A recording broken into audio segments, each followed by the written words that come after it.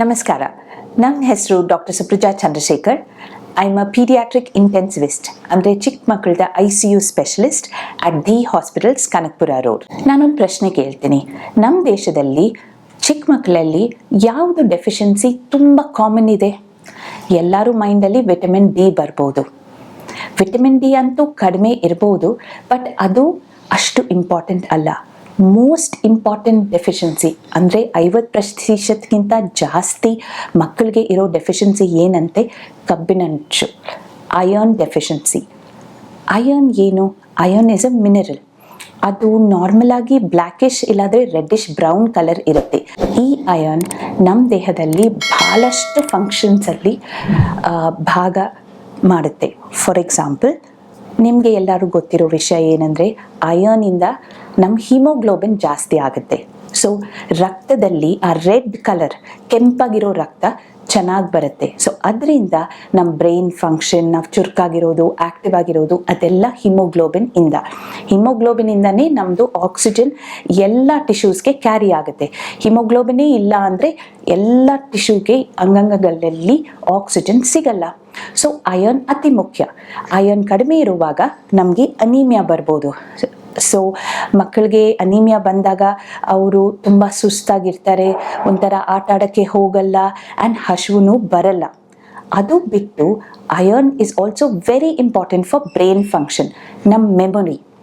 ಅಂದರೆ ಚಿಕ್ಕ ಮಕ್ಕಳು ಓದ್ತಾರೆ, ಆಮೇಲೆ ಎಕ್ಸಾಮಲ್ಲಿ ಏನು ಕರೆಕ್ಟಾಗಿ ಬರೆಯಲ್ಲ. ನಾವು ಓದಿಸ್ತೀವಿ, ಆದರೆ ನೆಕ್ಸ್ಟ್ ಡೇ ಕೇಳುವಾಗ ಮರ್ತೋಗ್ಬಿಟ್ಟಿದ್ದೀನಿ ಅಮ್ಮ ಅಂತ ಹೇಳ್ತಾರೆ. ಯಾಕಂದರೆ ಮೆಮೊರಿಗೆ iron very important.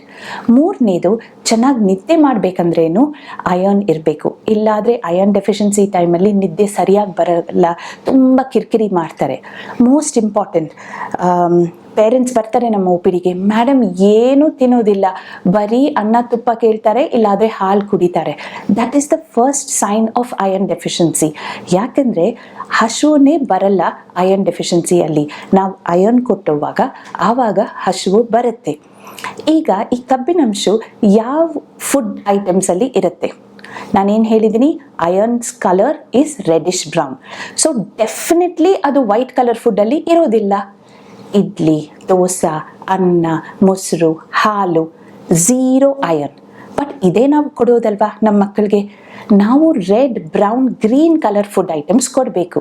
For example, ನುಗ್ಗೆ ಸೊಪ್ಪು, ಮೆಂತ್ಯ ಸೊಪ್ಪು, ಪಾಲಕ್ ಸೊಪ್ಪು, ಬ್ರೊಕೊಲಿ, ಮತ್ತು ಶೇಂಗಾ, ರಾಜ್ಮಾ, ಮಟನ್, ಚಿಕನ್ ಲಿವರ್, ಇದರಲ್ಲೆಲ್ಲ ಅಯರ್ನ್ ಜಾಸ್ತಿ ಇರುತ್ತೆ. ಡೇಟ್ಸ್, ಆಲ್ಮಂಡ್ಸ್, ಬಾದಾಮಿ, ಇದರಲ್ಲಿ ಡೆಫಿನೆಟ್ಲಿ ಅಯರ್ನ್ ಇರುತ್ತೆ. ಸೊ ನಾವು ಯಾವಾಗಾದರೂ ವೈಟ್ ಕಲರ್ ಫುಡ್ ಐಟಮ್ಸ್ ಕೊಟ್ಟಿದ್ರೆ ಯೋಚನೆ ಮಾಡಬೇಕು, ಅಯ್ಯೋ ವೈಟ್ ಇಸ್ ನಾಟ್ ರೈಟ್, ಅದರಲ್ಲಿ ಕಬ್ಬಿನಾಂಶ ಇರಲ್ಲ.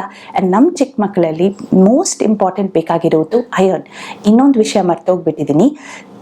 ಚಿಕ್ಕ ಪುಟಾಣಿ ಮಕ್ಕಳು ಇರ್ತಾರಲ್ವ, ಟಾಡ್ಲರ್ ಏಜ್ ಗ್ರೂಪ್ ಅಂತ ಹೇಳ್ತೀವಿ, ಅವ್ರದ್ದು ಬಿಹೇವಿಯರಲ್ಲಿ ಎಫೆಕ್ಟ್ ಆಗುತ್ತೆ ಅಯರ್ನಿಂದ. ತುಂಬ ಇರಿಟೇಬಲ್ ಆಗ್ತಾರೆ. ಅವರು ಸಮಾಧಾನವಾಗಿರ್ಬೇಕಂದ್ರೆ ಅಯರ್ನ್ ಬೇಕೇ ಬೇಕು.